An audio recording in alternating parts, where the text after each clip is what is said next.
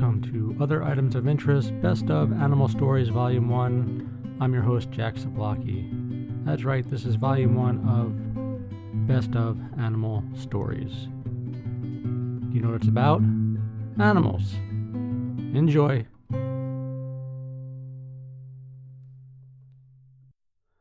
Hello, and welcome to a very special edition of Other Items of Interest. I'm your host, Jack Zablocki. Yes, welcome to Volume 1 of Best of Animal Stories.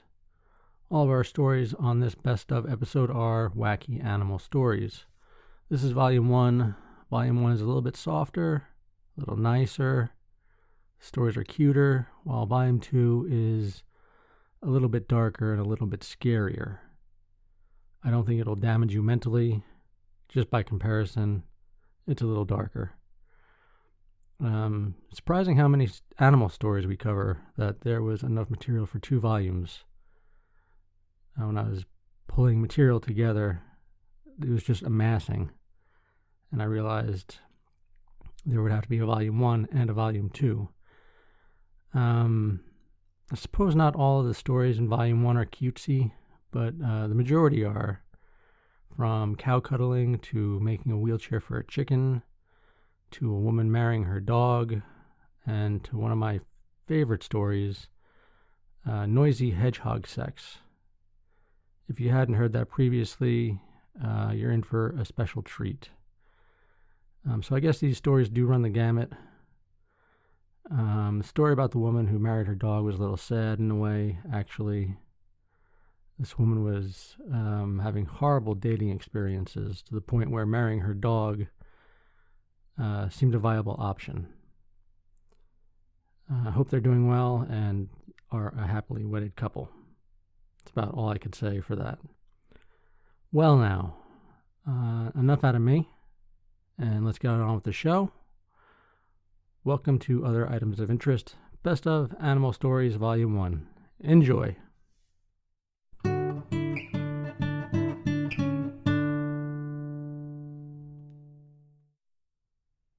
From ABC11.com, woman unknowingly rescues bobcat, thinking it was a harmless kitten. Those are 2 very different things, a bobcat and a harmless little kitten. From Chattanooga, Tennessee, a Tennessee woman's good deed was not what it seemed, at least initially. She thought she rescued a cute, cuddly kitten.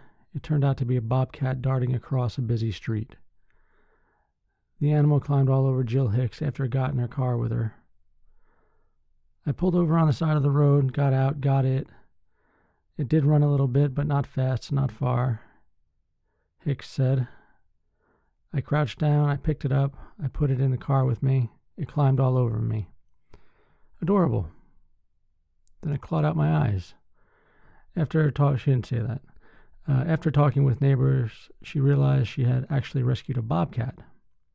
That changed her plans for what to do with the little guy. I was going to go home from dinner and give her a bath, put her in the bed with me, Hicks said. And when we decided she was a bobcat... No, you didn't decide she was a bobcat. She is a bobcat. I was like, I probably better not do all of that. No, don't take a bobcat with you to bed. Bad idea. Hicks took her to a wildlife rescue where she was named Arwen. The Tennessee Wildlife Resource Agency says bobcats can be found all around the state. And that's that. Don't take a bobcat to bed with you. If there's one bit of advice I can give you today on this podcast, is don't do it. Don't take a bobcat to bed with you. Thank you. Headline reads, cow cuddling is apparently a thing now, from businessinsider.com. And right up at the top of the page is somebody cuddling a cow. I guess that's proof that people really do it. You've heard of cat yoga, bunny yoga, goat yoga, and even goat cuddling. But what about the latest wellness fad, cow cuddling? Offered at one mountain horse farm in upstate New York, the Horse and Cow Experience gives farm animal lovers a unique opportunity that can bring relaxation, healing, awareness about your body language, comfort, mindfulness, build assertiveness, help with overcoming fear, build confidence, lets you be playful, and teaches you to set boundaries. Those are some pretty lofty words. All you do all that from cuddling a cow? I don't know. According to the website, the experience is custom tailored to whatever you'd like, and cows are genuinely good cuddle buddies because of their sensitive, intuitive nature. Cows have a body temperature that is slightly higher than humans, and their heart rate is lower than ours. Cuddling up with a cow, feeling that lower heart rate and higher body temperature is very relaxing.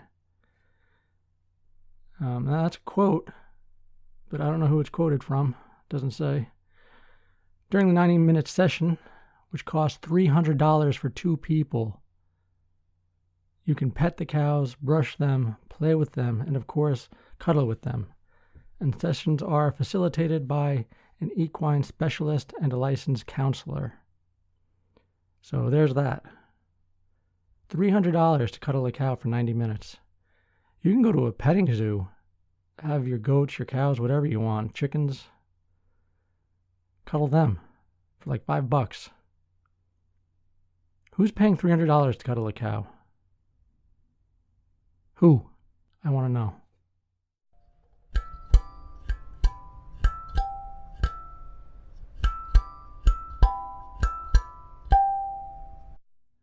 From WFAA.com, ABC Channel 8, if you were wondering. Red Oak police searching for package thief who is carrying a duck. The Red Oak Police Department is searching for a package thief who was caught on a doorbell camera stealing a package and carrying a live, quacking duck, police said Thursday. What is unusual about this case is the suspect's accomplice. A Facebook post from the Red Oak Police read, "The suspect appears to be carrying a quacking duck in his right hand during the theft from the porch." And there is a video. It's not a long video, so they padded it out with a bunch of text. The Red Oak Police Department. So it's kind of annoying. But you do get to see the man stealing a package, and he does have a duck. They're not lying about that. And it's quacking. It's something, I guess. Police said the package theft happened June 6th around 5 p.m. in the 500 block of Cypress Court in Red Oak. The suspect is described as a man with short, dark-colored hair wearing a red shirt and blue jeans. Anyone with information on the suspect or the quacking duck is urged to contact Detective Matthew Bratcher by phone at 469, and I'm not going to give out the rest of his number because it's right here. I don't have that many listeners, but there's got to be one of you out there who would, try calling this guy for shits and giggles. That's about it. If you want to check out the video, you can check out the show notes through otheritemsofinterest.com and look for the link. Well, here we go. You have one of those dogs, or cats, I guess, that just eats anything in sight? From UPI.com, veterinarians remove 19 pacifiers from bulldog's stomach. 19 pacifiers. Boston Animal Hospital said veterinarians used x-rays to discover the cause of a bulldog's nausea and vomiting. 19 pacifiers in his stomach. 19 pacifiers. The MSPCA's Angel, not like, with wings angel, but ANGELL, Animal Medical Center said Emily Shanahan, the owner of Mortimer, a 3-year-old bulldog, brought the canine into the facility in the spring to investigate the cause of his nausea and vomiting.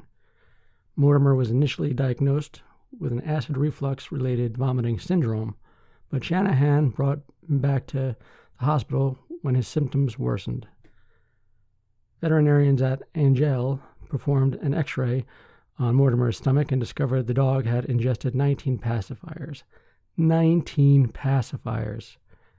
I was shocked because even though I have 2 small children at home, I'd never imagined he was eating their pacifiers, Shanahan said.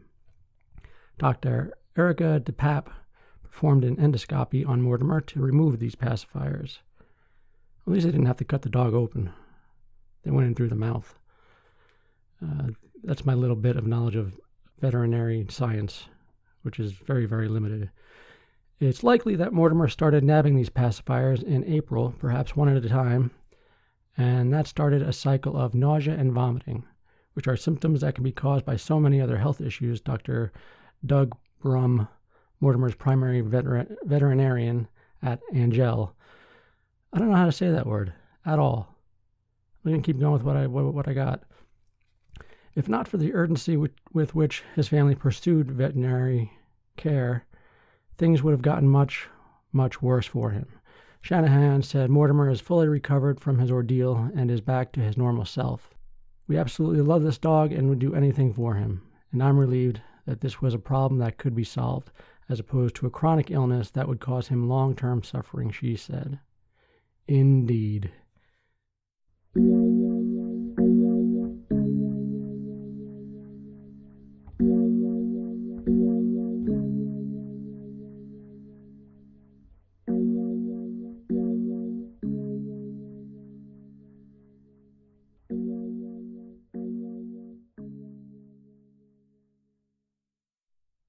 What do you think about raccoons?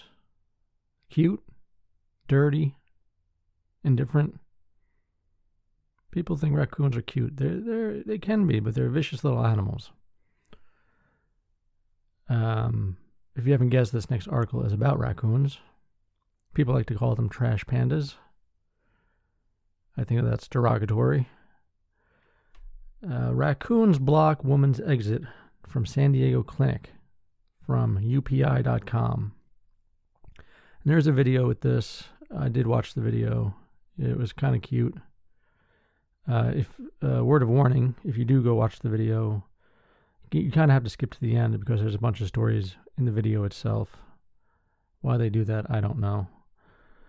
A woman leaving a San Diego clinic captured video when she found the exit blocked by a gaze of curious raccoons. The woman said she was leaving a clinic when she looked through the glass door and saw several raccoons congregating just outside. The witness captured video as the animals scratched at the glass. "Help me," the woman says in the video while looking on at the animals in confusion. And that's that. She may never get out. I don't know. We won't know. I don't remember in the video if it said what happened. I obviously can't watch it right now and tell you because that would be silly. So check it out for yourself in the show notes at www.otheritemsofinterest.com. From livescience.com, flushed goldfish grew to be kitten size in Niagara River.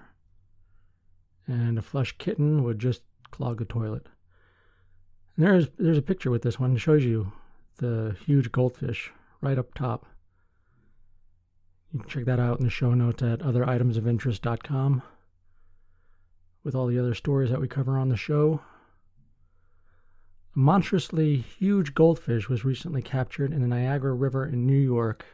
The goldfish was presumably a discarded house pet that may have been illegally released or survived a traumatic flush down a toilet.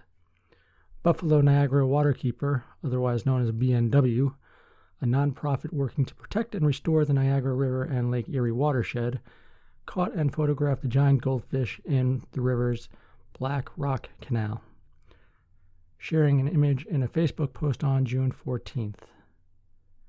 In the photo, Marcus Roston, an employee of the nonprofit, cradles the fish in two hands. The orange leviathan measured a whopping 14 inches long, according to the post. An even more supersized goldfish was nabbed in California's Lake Tahoe in 2013.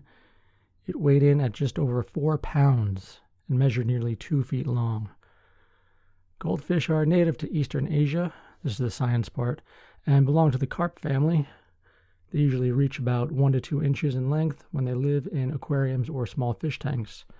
At most, they grow up to be about 6 inches in captivity, according to the New York State Department of Environmental Conservation, DEC. But when goldfish are released into streams and rivers, they often grow to be 12 to 14 inches long. The first sightings of goldfish in New York waterways date to 1842. More than a dozen other states also noted the appearance of goldfish in rivers and streams by the end of the 19th century, according to the U.S. Geological Survey. Today, goldfish can be found in waterways across New York State, the result of illegally released pets or escapees from bait buckets, the DEC reported. The fish can survive year-round in the Lake Erie watershed, and goldfish reproduce very quickly. A handful of goldfish released into a Colorado lake in 2012 multiplied to number in the thousands just 3 years later. Invasive goldfish directly compete with native fish, and in large numbers, they upset the natural biodiversity of vulnerable freshwater environments. A BNW representative told Live Science in an email.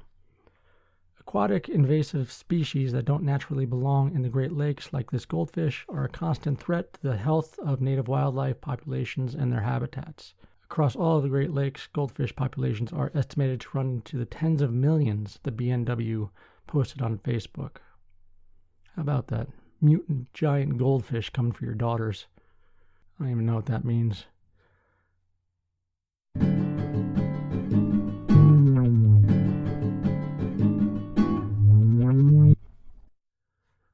From WFLA.com, News Channel 8, on your side.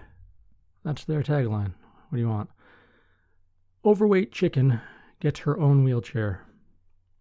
Animal rescuers in Oklahoma are helping an overweight chicken who can't stand anymore by giving her a custom wheelchair.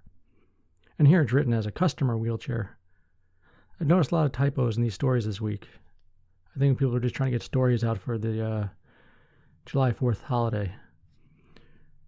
The Oliver and Friends Farm Rescue and Sanctuary also took in Milo, a puppy born with upside-down paws. How the hell does that happen? After a successful surgery, his story was shared around the world.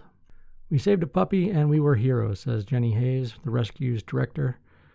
We save a chicken and people think that maybe we're nuts, but that's okay. Hayes and her team are now determined to save Colorado, a Cornish hen that was rescued from a defunct factory farm. There were, I think, 13,000 chickens that needed to find a place to go, she said. With the help of Loving Arms, another Colorado animal sanctuary, the rescue took in 25 very sick chickens. Although it may be hard to believe by their appearance, Colorado and her chicken friends are only a few months old. It's all about production, so the faster they grow and the bigger they grow, that makes more money, Hayes said. Hayes said she considered euthanasia since Colorado's legs could no longer support her, but her husband got on Google, saw a chicken in a wheelchair, and started building. So, ever since she got the wheelchair, her sparkle's back, Hayes said. The rescue is now focused on keeping all the chickens at a healthy weight through exercise and diet. How do you exercise a chicken? A bunch of little treadmills? We honestly believe here at Oliver and Friends that every animal deserves a chance to live their best life as pain-free as possible. Oh, that's just hunky-dory. I do mean that. That came out really not so good. My words are just crap today. I shouldn't be recording this. Let's just continue the train wreck. From FoxNews.com, award-winning lamb under investigation for performance-enhancing drugs. An award-winning lamb is currently under investigation and may be stripped of its title after veterinarians at the Logan County Fair in Ohio found illegal drugs in its system. And there we have a picture from somewhere. I don't know if that's the lamb in question. Looks like a lamb. Don't know if it's an award-winning lamb. I'm not one to judge. Performance-enhancing drugs, PEDs, have transcended from sports to livestock, as the grand champion lamb was given a performance-enhancing diuretic. I think that's supposed to be read, given. God damn it, Fox News. Every time I do an article from Fox News, there's a typo or a mathematical equation that's completely wrong. I just don't get it.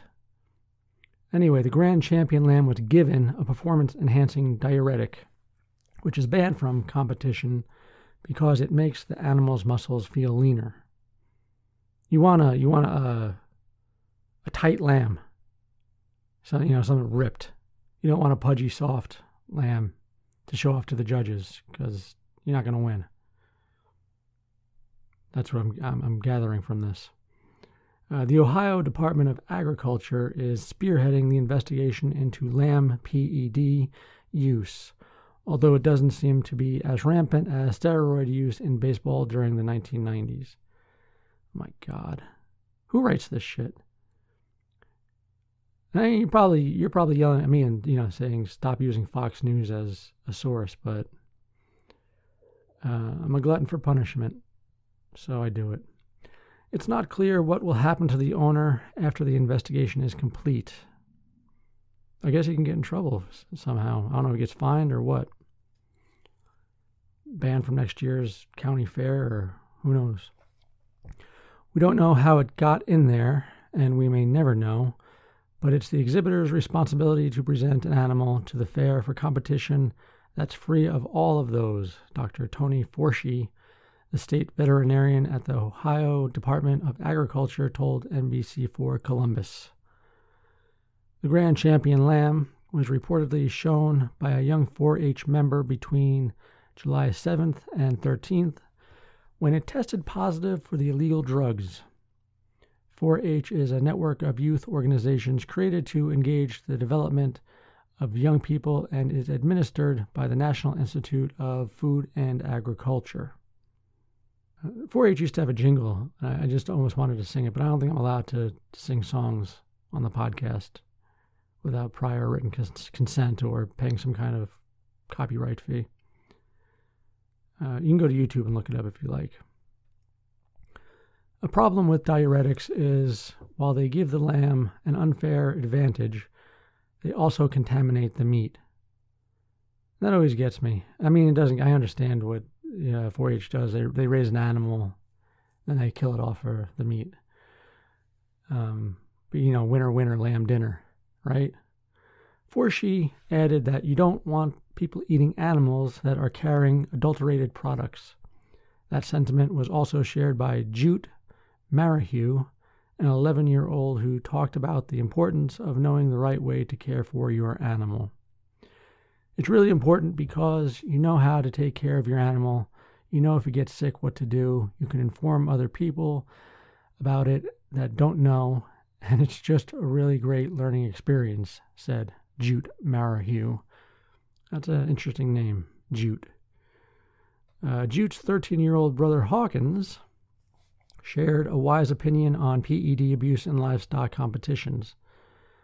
You don't want an animal with a ton of drugs in it because it might not be safe to eat and everything, said Hawkins. So that's why I think it's pretty important to have good quality stuff. I like when they quote kids. They have good quotes. The lamb is currently being held until all the drugs are flushed out of its system. After that, it will be sent to slaughter and taken to market.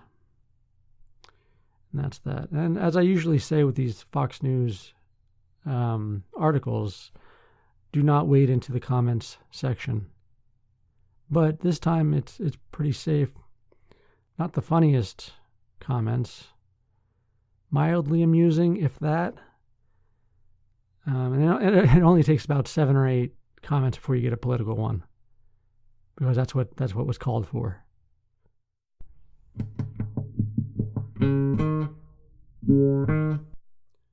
And I don't know if this is funny or sad or a little bit of both. Headline reads, "We were meant to meet. Woman marries her dog live on This Morning." This Morning being a morning show in England. From manchestereveningnews.co.uk. And there are lots of videos and pictures that go along with this story. You might want to check them out. You know the website. If you don't, it's www.otheritemsofinterest.com. This is bizarre. Remember when there's the whole gay marriage thing going on, and the people against it, the assholes against it, would say it's going to lead to people marrying their pets. They're not going to shut up about this. Not that they shut up about anything, but this morning viewers couldn't believe their eyes today as a woman married her dog live on the program in a bizarre ceremony. Elizabeth Hode had earlier spoke of her plans to marry her pet golden retriever Logan, but watching the light-hearted ceremony unfold was a bit too much for some watchers at home. The blessing, officiated by Allison Hammond, also saw Kem Cetinay. I don't know who these people are. I assume they're with the show. Also saw Kem Cetinay as the ring bearer, and Eamon Holmes walk Elizabeth, who was wearing a white dress, down the aisle. Allison could barely keep it together as she read out her speech, which was packed with dog puns and nearly creased up on several occasions while a poker-faced Elizabeth prepared to say her vows. I don't know what nearly creased up means. That's some weird British lingo. I guess that means start laughing, perhaps. Kem offered a ring to Elizabeth, and she placed a wedding bracelet on the dog's paw while saying, "I do." Elizabeth declared, "With my body, I promise to take you for daily walkies, and all that I have in my doggy treat cupboard I give to you, and all those cuddles on the sofa I share with you." Oh my God. It's too much. She even noticed that Logan wasn't exactly ecstatic during proceedings and admitted, "He doesn't look very happy, does he?" And there's a picture of him. The picture could be taken out of context. I don't know, but it doesn't look like a happy dog. He's got, formal wear on and a top hat. Perhaps that could be it. I don't know.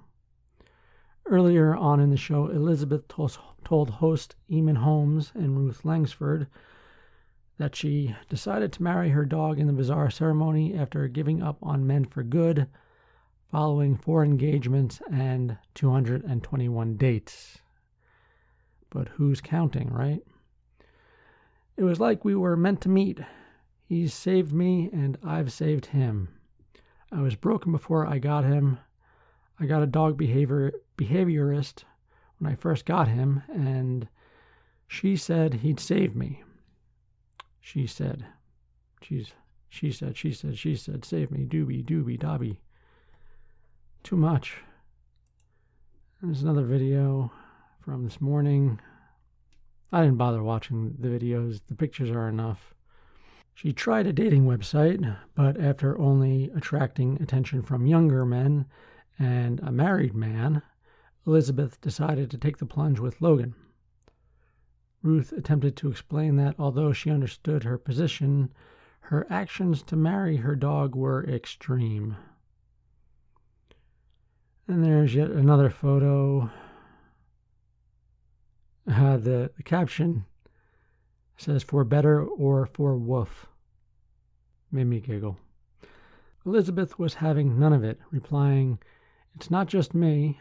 I have about 10 other friends. We go on lots of treks with all our dogs, and one of my friends said, 'Why don't you just marry him?'" Ruth tried to explain that perhaps she was joking, but Elizabeth just said, "After the Alibi Andy incident, I thought, no, this is it now." I have no idea what the Alibi Andy incident is. Baffled viewers took to Twitter to express their thoughts, with some berating the ITV show for the uncomfortable scenes. One posted, "Celebrating or mocking, deeply uncomfortable viewing, turned over." I assume turned over means change the channel. Another ranted, "Well, this is an all-time low for this morning, isn't it?" Not much of a rant, more of a comment. And if you're interested, This Morning airs weekdays from 10:30 a.m. on ITV. Yeah, I don't know about this one. This is it's a little funny, a little sad, a little sick. She seems happy, I guess. I just want to move on. Well, it is a clue in a missing persons case, but an odd one at that. From the MiamiHerald.com, Australian farmer says human orthopedic plate found in croc. So the croc ate somebody who had an orthopedic plate, digested everything else but the plate. And there is the plate right up top in a picture. Evidence. An Australian crocodile farmer who found an orthopedic plate inside a croc's stomach said Thursday that he had been told the surgical device was from a person's body and had been contacted by relatives of missing people anxious for clues.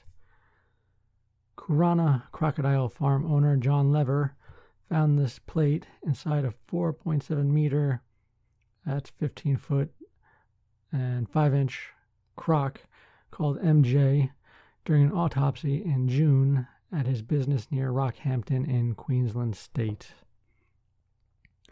He initially wasn't sure if the unusual find had been part of an animal or human, but he said since making photos of the plate public, he had been told it was a type used in human surgery. Lever estimated that MJ was 50 to 70 years old when he died. MJ could have eaten the bone that the plate had been attached to by 6 screws 50 years ago, he said. All remnants of human tissue attached to the plate had been long digested before MJ died several months after losing a fight with another croc. Croc-on-croc violence. Lever later said that Queensland police had told him they had opened a missing person investigation and asked him to bring the plate to the Rockhampton station on Friday. A police spokesman told the AP he could not comment. Lever is continuing to make inquiries in the hope of discovering what decade the type of plate was used and perhaps who it had belonged to. I wouldn't call it an investigation. We're making inquiries because we're fascinated by this whole thing, Lever said. Obviously, this crocodile has chomped on something, and that plate has been left in its stomach, complete with screws. Lever bought MJ from a farmer in Innisfail, 600 miles north of Rockhampton, 6 years ago. Sometime earlier, MJ had been trapped in the wild.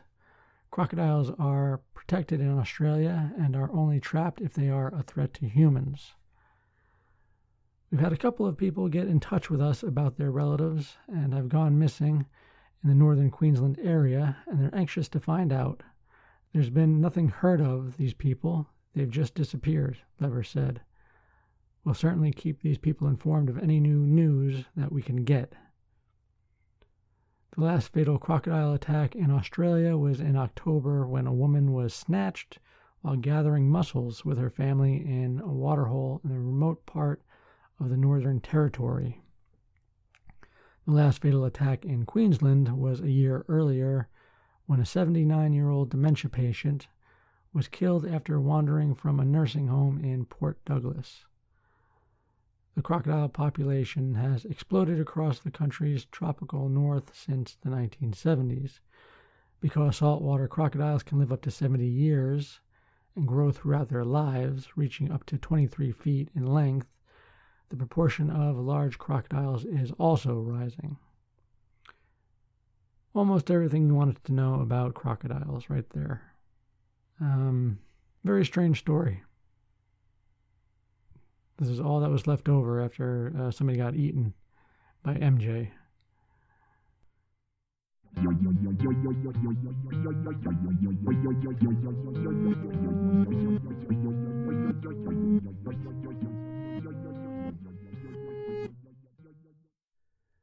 And rounding out our stories of creatures from the animal kingdom, this one's a cute one.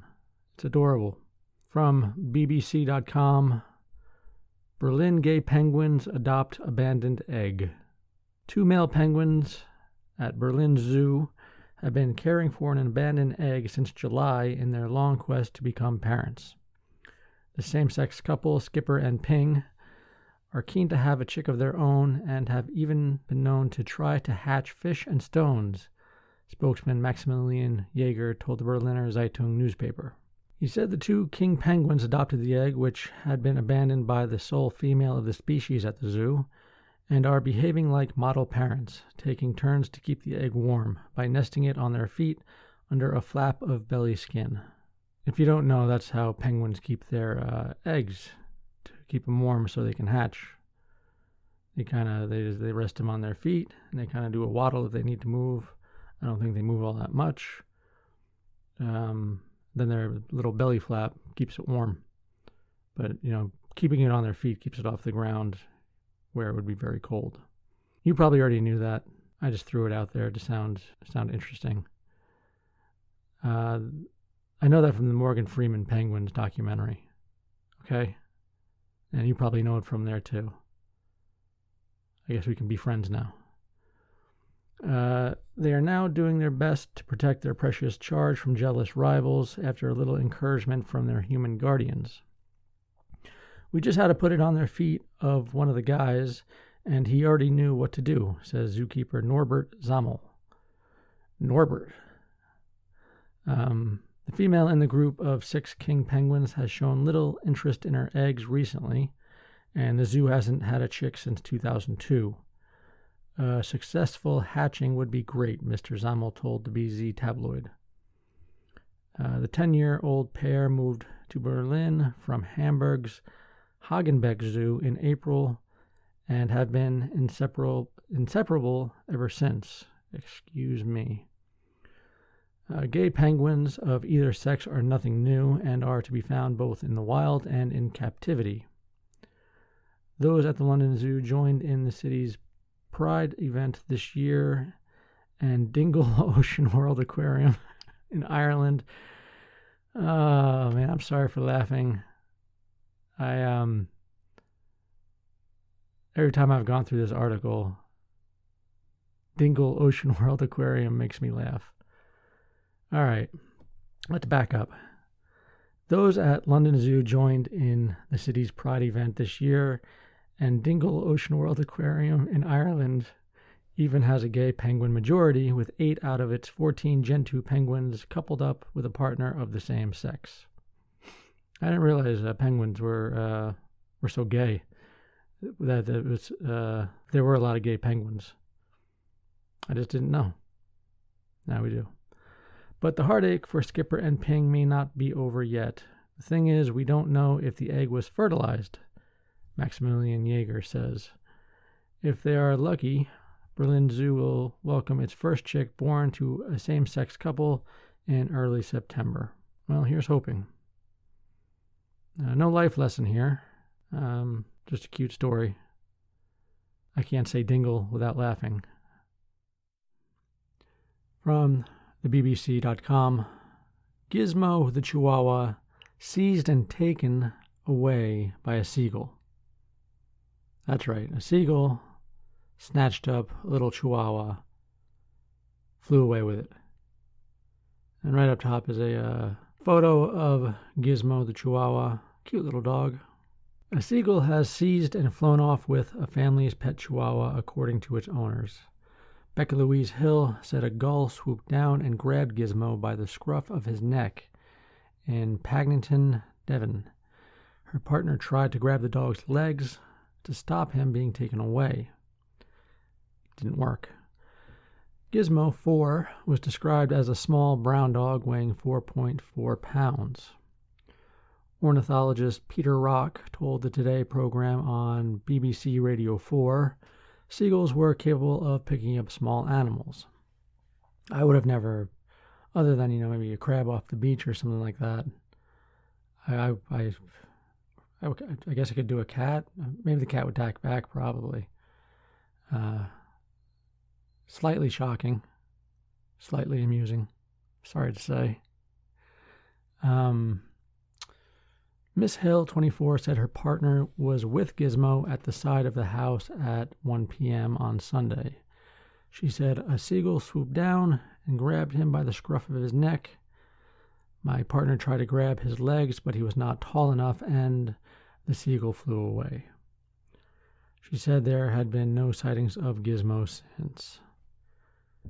She said she would keep looking every day until he was found. It is not nice at all that one of my babies has gone, she said. And here we have a picture of a gull, a seagull. Because they have the webbed feet as well. I wouldn't think those would be good for anything other than maybe like a little swimming or something. Guess not. Mr. Rock from the University of Bristol said, "If you have a very tiny little dog, I suggest you don't let it run around in your back garden. It may well become a meal." He said he was not really surprised to hear of the incident because gulls are very large.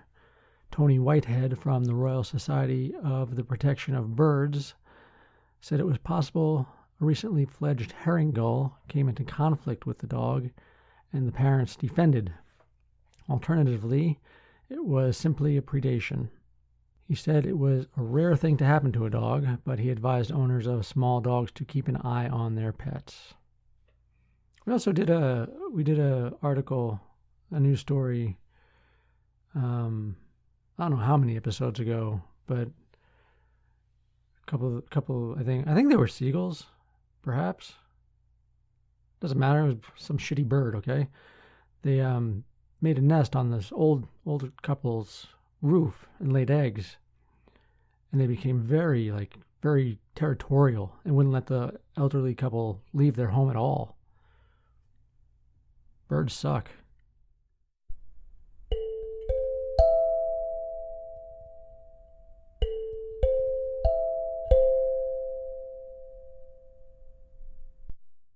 And while we're on the subject of raccoons, from cbc.ca, Ottawa, drunk raccoon seen stumbling around Stittsville. And that's a very hard town to say, Stittsville, because I don't want to sound like I'm saying Titsville, like it was part of Boobyland or something. Stittsville with an S at the beginning. I know I'm going to have to say it a million times during the course of the article, so I'm just warning you, it may sound like I'm saying something else. I swear I'm not. Right up top, we have a passed out raccoon sleeping in the grass. Inebriated raccoons have been spotted stumbling around Stittsville and sleeping off their hangovers in broad daylight, residents say. Filthy raccoons. Bunch of degenerates. On Monday, Emily Rogers arrived home to find one of the normally nocturnal creatures nearly knocked out in her southwest Ottawa backyard. He couldn't really move. He was dragging his legs. He was wobbling, having a hard time standing up. You could tell something was wrong with him for sure, Rogers said. After watching the raccoon for several hours, I guess there's not much to do in Ottawa. Rogers called 311, and the band came to play their greatest hits. Just joking. I use that joke every time there's a Canadian article mentioning 311, which is a kind of a non-emergency police line. Rogers called 311, and city workers came to remove the animal. The previous day, Julie Fong had a similar experience when a bylaw officer came to her door seeking access to the backyard. There had been a call about a raccoon in the area that appeared intoxicated, the officer told her. So that's why this guy was kind of sleeping it off under our deck, Fong said. There was a drunk raccoon under our deck. Fong assumed it was the same animal her husband had seen stumbling down a path and resting on a fence behind their house earlier that day. And there is a photo of that. It's kind of cute. It's taken on, they must have an old camera because it's very pixelated.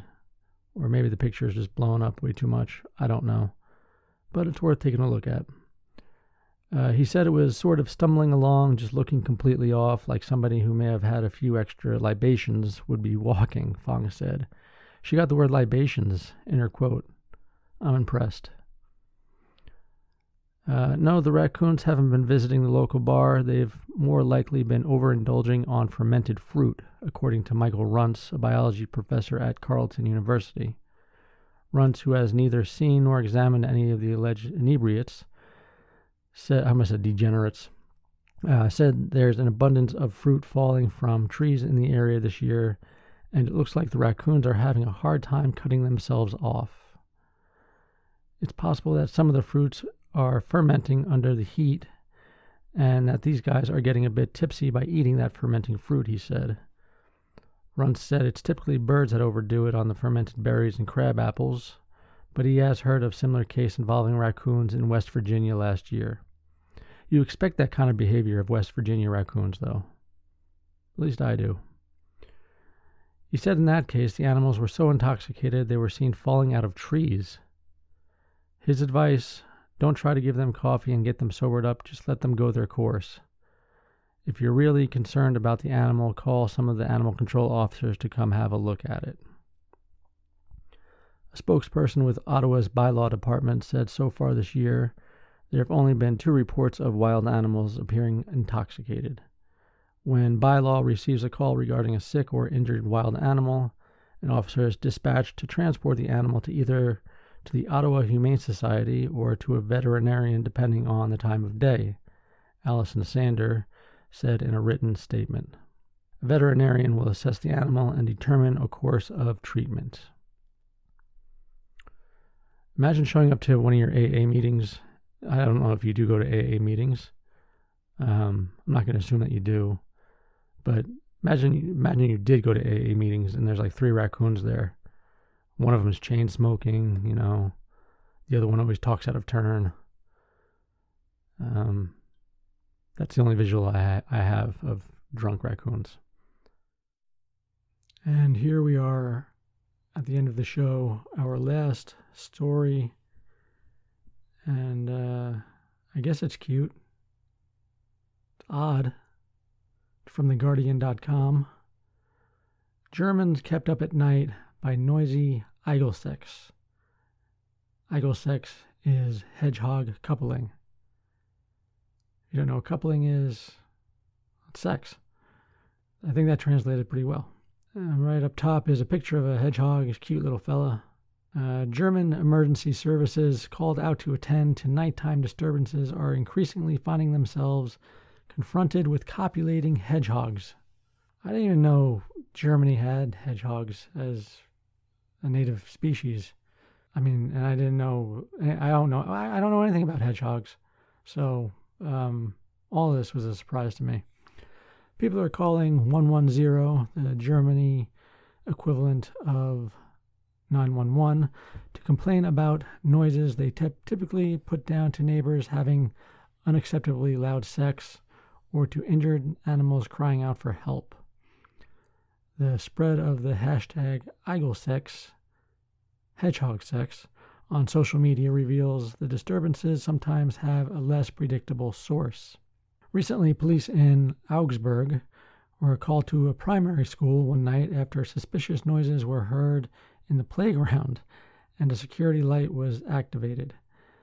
Only after the caretaker had been dragged out of bed and several police officers had inspected the site were the culprits found to be a pair of hedgehogs busily mating. I didn't know the caretaker lived at the school. Is like a janitor? That's crazy. The suspicious noises were soon pinned on a hedgehog couple in the midst of a mating ritual. A superintendent wrote in his report entitled Prickly Intruders, adding that the hedgehogs were not disturbed. It's nice that they let them finish. The incident was not an isolated one. Police are frequently called out in the summer months to similar complaints, according to the news magazine Der Spiegel.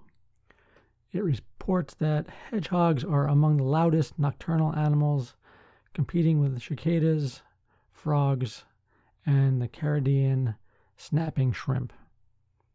Now, I know I've heard cicadas and frogs at night, and they can make a ridiculous amount of noise. I don't know what the snapping shrimp sounds like, though. That's a new one on me. Hedgehogs are capable of making a range of sounds from a quiet snuffling to hissing, snarling, purring, whistling, clicking, and even loud screaming, which is what sometimes gets them mistaken for excited or distressed humans. I've never heard a hedgehog scream. I mean, I'd really like to learn more about hedgehogs, I think. I mean, I don't want to watch them have sex. That's not what I'm saying. They seem like interesting little animals. People keep them as pets. Okay, enough from me. It's not about me and what I know or don't know. According to a hedgehog expert at the veterinary faculty of the Ludwig Maximilian University in Munich, hedgehogs snarl loudly during the hours-long mating ritual, and the males make the most noise. To non-experts, their noises are often indistinguishable from human ones.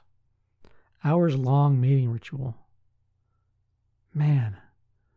The hedgehog mating ritual is a lengthy affair, known in German as Eigelkarussell, or hedgehog carousel, and takes place over an area of around hedgehog carousel. I don't know, that just hit me. Takes place over an area of around 40 square meters. Their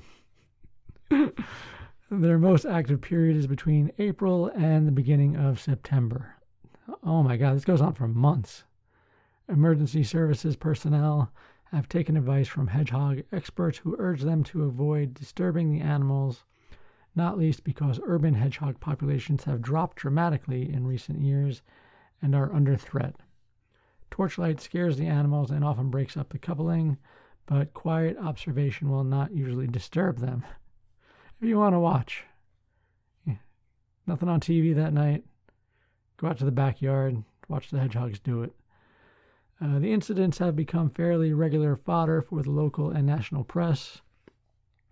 In Erlangen in 2016, a man reported a loud snuffling noise coming from under the stairs leading to his house, which turned out to be coming from a hedgehog couple. In Kamenz near Dresden in 2014, a man heard loud noises coming from a charity clothes collection bin. Thinking a cat or dog was in trouble, he called the police, who in turn called the fire brigade, who opened the bin with they had to get a hydraulic spreader to open it up, and they found a hedgehog couple hidden inside. A police report from Dusseldorf in 2003 said a call out to loud knocking noises in a garden led to inspectors finding two hedgehogs who were having fun and in a few weeks will have offspring. And that's it. That's all the information we get about the hedgehogs and their mating and their noises. So what have we learned?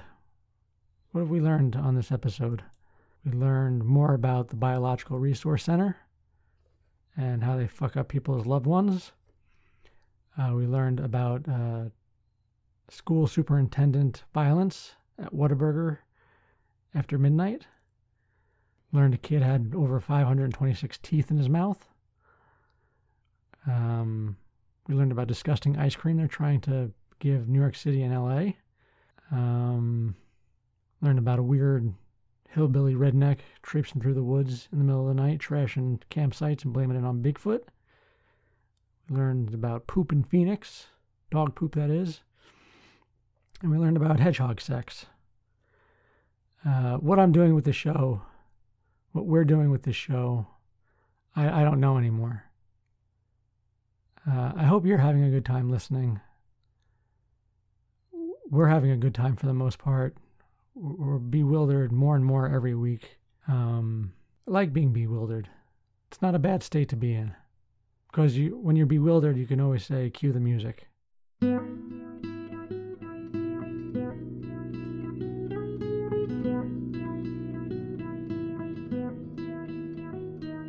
Well, that's our show. We hope you enjoyed it. Thank you for sharing our time with us. This has been Other Items of Interest.